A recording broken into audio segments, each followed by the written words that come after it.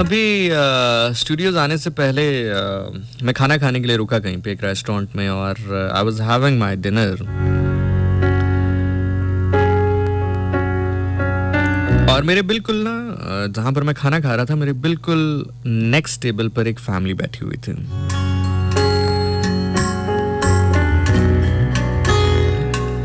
और उस फैमिली में 2 बेटे थे, एक बेटी थी और हस्बैंड वाइफ। और उम्रें जो बच्चों की हैं वो गालिबन मेरा ख्याल से जो बड़ा बेटा होगा उसकी 12-13 साल होगी, जो छोटा बेटा होगा उसकी 10 साल होगी और जो बेटी थी वो गालिबन 8 साल की थी, 7 से 8 साल की। सबसे छोटी बार क्या है बेटी थी, 7-8 साल की थी। तो वो बैठे कुछ इस तरह थे कि 2 चेयर्स पर 2 बेटे बैठे, उनके सामने उनकी मदर बैठी और एक साइड पर वालिद बैठे हुए थे और वालिद के बिल्कुल साथ बेटी बैठी हुई थी।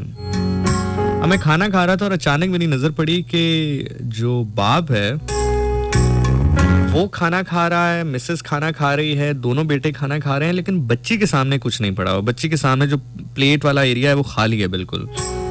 तो आई वाज लाइक कि हो सकता है नहीं खा रही होगी, मूड नहीं होगा, भूख नहीं होगी। तो मैंने खैर वो जैसे आप बहुत ज्यादा बॉदर नहीं करते किसी चीज के बारे में, मैं एक्चुअली को सोच भी रहा था तब। तो मैंने अपना खाना शुरू कर दिया। मैंने जब तीसरा या चौथा निवाला लिया, मेरी फिर नजर जब ऊपर उठी तो मैंने देखा कि बच्ची का ना मुंह चल रहा है, मतलब बच्ची खाना खा रही है ना। आई वाज लाइक कि यार सामने रखा नहीं है, खाना खा रही है, मतलब ये क्या चक्कर है।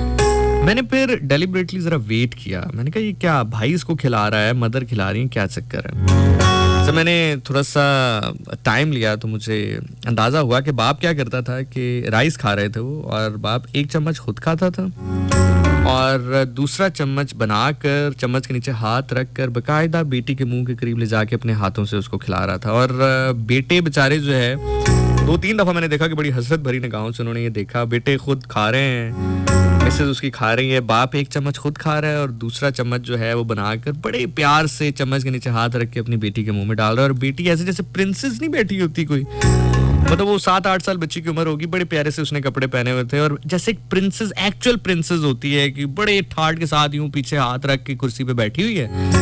और बाप जो है वो थोड़े से वक्फे के बाद फिर एक चम्मच भर के तैयार करके लाता है, बेटी के मुंह में डालता है और बच्ची उसको खाती है। बच्ची ने खाते खाते इशारा किया पानी की तरफ कि मुझे पानी चाहिए। तो बाप ने ये भी नहीं कि पानी जो है वो ग्लास में डाल के उसको पकड़ा दिया और ग्लास में पानी डाला और अपने हाथ से पिलाया। और आप यकीन करें कि मैं वो मंजर देख रहा था, मुझे खुशी के साथ साथ अचानक ना एक दर्द सा उठा, एक टीस सी उठी कि यार कितने लाड से इस बंदे ने अपनी बेटी को रखा है। ये जो बाप है कितने लाड से, कितने प्यार से, मतलब खाना भी अपने हाथ से खिला रहा है। देखिए एक तो होता है ना कि अच्छा खाना खिलाना, एक होता है प्यार से खाना खिलाना, तमीज से बात करना, प्यार से बात करना, प्यार से चीज पकड़ाना। वो इवन ये बॉदर भी नहीं कर रहा है कि मेरी बेटी इतने अच्छे होटल में बैठ के इतना अच्छा खाना खाते हुए खुद अपने हाथ पांव इस्तेमाल करे, मतलब वो खुद अपने हाथ से उस बच्ची को खाना खिला रहा है और बड़े प्यार से। और वो बच्ची लग रही है कि खाना खाने के बाद जिस तरह से वो हाथ अपना यूं पीछे कर रही है, बड़े स्टाइल से बैठ रही है जैसे एक प्रिंसेस होती है। तो आई वॉज थिंकिंग कि यार खुदा ना करे, खुदा ना करे, खुदा ना करे। सच कहते हैं लोग ना कि पर लिटरली मेरी आंखों में नमी आ गई और मैंने लिटरली बड़े दिल से उस बच्ची के लिए दुआ की कि या अल्लाह इसको किसी अच्छे नसीब में देना है, इसको किसी अच्छे शख्स के हाथों में देना, जिस तरह से इसका बाप इसकी जिंदगी की परवरिश कर रहा है। मैं ये नहीं कह रहा कि मतलब ऐसा बंदा हो जिसको हाथ से खाना खिलाए, ठीक है, ये तो एक बहुत ही एक आइडियल सिचुएशन है, लेकिन प्लीज कोई एक ऐसा बंदा इसकी जिंदगी में लिखना जो उसको मारे ना, जो उसको तकलीफ ना दे, जो उसके साथ बदतमीजी ना करे। So this is something which actually मैं जब खाना खा के वहां से उठा तो मेरी आंखों में लिटरली हल्की सी नमी थी एंड आई वाज लाइक कि माँ बाप कितने प्यार से अपनी जो बच्चियां हैं, जो बेटियां हैं, इनको पालते हैं और फिर किस दर्द के साथ, किस कैफियत के साथ जो है वो अपने जिगर का एक टुकड़ा अलग करके किसी के हवाले कर देते हैं। और वो आदमी अगर अच्छा हो फिर तो चले, अल्लाह ताला रहम फरमाए, अल्लाह ताला का शुक्र है, लेकिन अगर वो आदमी ठीक ना हो और बहुत ही अजीब किस्म का आदमी, तो लोग अजीब अजीब वाक़यात आपके सामने ही हैं। मुझे क्या, मैं अब आपको बताऊं, आप लोग मेरे से ज़्यादा ही इस दुनिया में रहते हैं, आगे चलते हैं। सो बस अल्लाह ताला हर बेटी के नसीब अच्छे करे, अल्लाह ताला हर बहन के नसीब अच्छे करे। और जितने यंगस्टर्स मुझे इस वक्त सुन रहे हैं, ख़ास तौर पे जो लड़के सुन रहे हैं, देखो मैं कोई बहुत हार्ड कोर फेमिनिस्ट टाइप का आदमी नहीं हूँ कि मैं कहूँ कि जी आप बिल्कुल मतलब जो फीमेल है बिल्कुल आप उसके मातहत होके रहें, ऑल दैट। एक ड्यू रिस्पेक्ट जो फीमेल की, यकीनी तौर पर मैं उसका कायल हूँ, और उतनी ही ड्यू रिस्पेक्ट मैं मेल का भी कायल हूँ। लेकिन मैं जो यंगस्टर्स, जो मुझे लड़के खास तौर पर इस वक्त सुन रहे हैं, मैं आप लोगों से मुखातिब हूँ यार, जिंदगी में कुछ भी करना है यार, लेकिन औरत पे हाथ नहीं उठाना किसी भी सूरत में, चाहे वो तुम्हारी बहन की सूरत में हो, बेटी की सूरत में हो, बीवी की सूरत में हो, और माँ का तो तसव्वुर भी नहीं किया जा सकता। सो कोशिश ये करना कुछ भी हो जाए। मैं मानता हूँ जिंदगी में बहुत सारे लम्हात, मामलात ऐसे आ जाते हैं कि जहां पर आप कुछ नहीं कर सकते, और एक ऐसे मामलात आ जाते हैं जहां पर आप बेबस हो जाते हैं। यार बेबस हो जाओ ना तो रिश्ता खत्म कर देना यार, मारना नहीं यार, हाथ नहीं उठाना यार। कोई बहुत बड़ी गलती, ऐसी गलती जो कि आपकी अना पर या आपकी गैरत पर भारी पड़ रही हो, आप समझ रहे हैं ना मैं क्या कह रहा हूं, ठीक है? कोई ऐसी गलती जो कि आपको लगता हो कि आप नहीं माफ कर सकते, ये ऐसी चीज है कि जो शायद आप माफ नहीं कर सकते, मारना नहीं यार, तकलीफ नहीं देना यार, छोड़ देना, थोड़ा देर अलहदगी इख्तियार कर लेना, उसको उसके वालिदैन के घर भेज देना, हाथ नहीं उठाना यार, मारना नहीं। बड़ी तकलीफ होती है वालिदैन को, बड़ी तकलीफ होती है जब उनकी बेटी को उसका शौहर मार कर, धुतकार कर, जख्मी करके घर भेजता है। बड़ी तकलीफ होती है उनको। वो चाहें तो, अगर आप उनके दिल से पूछें तो शायद वो आपको जिंदा गाड़ दें उस वक्त। आप अगर उनके दिल से पूछें तो शायद वो दुनिया को आग लगा दें। जिस बेटी को जो बाप अपने हाथों से खिलाता रहा है, जो माँ उसके सदके उतारती रही है, जो जिसको एक शहजादियों की तरह रखा गया है, बड़ी तकलीफ होती है यार, बड़ी तकलीफ होती है।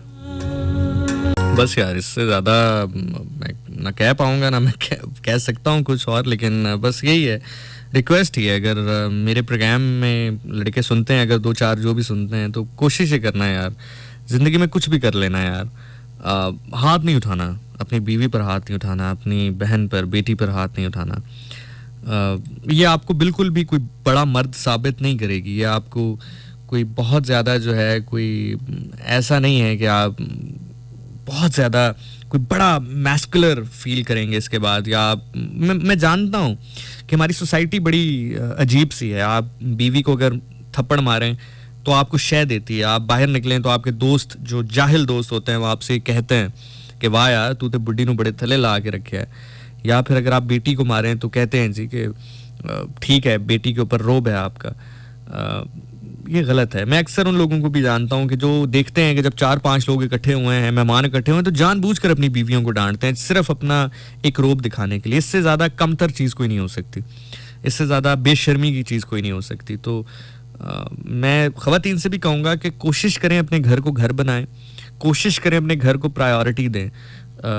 आप अगर दिन का लाख रुपया भी कमा रही हैं ना, लेकिन अगर आपका घर ठीक नहीं है ना, अगर आपका घर सुकून में नहीं है ना, तो आप एक सक्सेसफुल लाइफ नहीं गुजार पा रही। मैं जानता हूँ मेरी ये बात बहुत सारी ख़वातीन को बड़ी बुरी लगेगी कि हम क्या सिर्फ यहाँ घर बनाने आई हैं, लेकिन अगर आप हकीकत पूछे ना मेरे से क्या पूछनी है, खुदा से पूछ लें जो आपका खालिक है, मालिक है, तो जी जवाब यही है कि हाँ जी, आपका जो पहला फ़र्ज़ है वो यही है कि आपने घर बनाना है। जिस तरह मर्द का पहला फ़र्ज़ बाहर से आपके लिए कमा कर लाना, आपकी ज़रूरतों का ख्याल रखना है, उसी तरह आपका जो पहला फ़र्ज़ है वो घर बनाना है। तो आप चाहे दिन का 1 करोड़ भी कमाती हो, लेकिन अगर आप घर आपका डिस्टर्ब है तो आप सही नहीं है, आप सही डगर पर नहीं है। So this is how it is. और बाकी वही जो मैंने पहले भी कहा कि जो मेल हैं उनसे मैं दोबारा से रिक्वेस्ट करूँगा कि मैं अगेन कह रहा हूँ, मैं जानता हूँ ज़िंदगी में बहुत सारे मामलात ऐसे आ जाते हैं, बिकॉज आप लोग जो सुन रहे हैं ना, आप लोगों ने अपनी ज़िंदगियों में, क्योंकि आप लोग अभी वालिदैन के बड़े ज़ेरे साया हैं, अल्लाह ताला आपको ज़ेरे साया ही रखे वालिदैन के। हो सकता है बहुत सारे लोग बड़ी सख्त ज़िंदगियाँ भी गुजार कर आए होंगे, लेकिन ज़िंदगी की ना हकाइक से अभी बहुत सारे लोग बड़े दूर हैं। उनको नहीं पता कि कुछ मामलात ऐसे आ जाते हैं मर्द के लिए कि वो चाह रहा होता है कि ना वो घर जाए, ना वो जो है बस ज़मीन घड़े और वो नीचे चला जाए। मैं बहुत दफ़ा ऐसा होता है ज़िंदगी में, मामला ज़िंदगी में ऐसे आते हैं कि सारी सारी रात मर्द जो है वो इस्लामाबाद की सड़कों में या लाहौर की सड़कों में या कराची की सड़कों में, जहाँ पर भी रहते हैं, वो सारा रात गाड़ी चलाता रहता है कि भाई मैं जाऊँ ही घर इस टाइम पे जब मुझे नींद आए और मैं सो जाऊँ और सुबह उठ के निकल जाऊँ। तो ये कैफियत घर की पैदा ना करें। कोशिश करें ज़िंदगी में कि घर को सुकून वाली जगह बनाएं। डिफरेंस ऑफ ओपिनियन हम सब के अंदर होता है। कोई भी इंसान ऐसा नहीं है जिससे आप 100% मुत्तफिक हो सकें, नहीं हो सकेंगे। क्यों? क्योंकि वो एक अलग इंसान है, उसके रहने का, सोचने का, समझने का तरीका मुख्तलिफ है। इसी तरह आपका भी सोचने समझने का तरीका मुख्तलिफ है। उस डिफरेंस ऑफ ओपिनियन को समझ जाएंगे, कौन सी जगह ऐसी है, कौन सी बाउंड्री ऐसी है जिसमें मैं कदम रखूंगा या रखूंगी तो प्रॉब्लम क्रिएट होगी हमारे रिलेशन के लिए। अवॉइड करें कि उसमें कदम ना रखें और अपनी ज़िंदगी को एक सुकून वाले फेज से गुजारें। लड़ाइयाँ भी होंगी, झगड़े भी होंगे, लेकिन जो एक रिस्पेक्ट का एलिमेंट है उसको कभी हाथ से न जाने दें। और बेटियों को बड़े प्यार से रखें, एहतराम से रखें, मोहब्बत से रखें। बस that's it. This is something which I would like to tell you.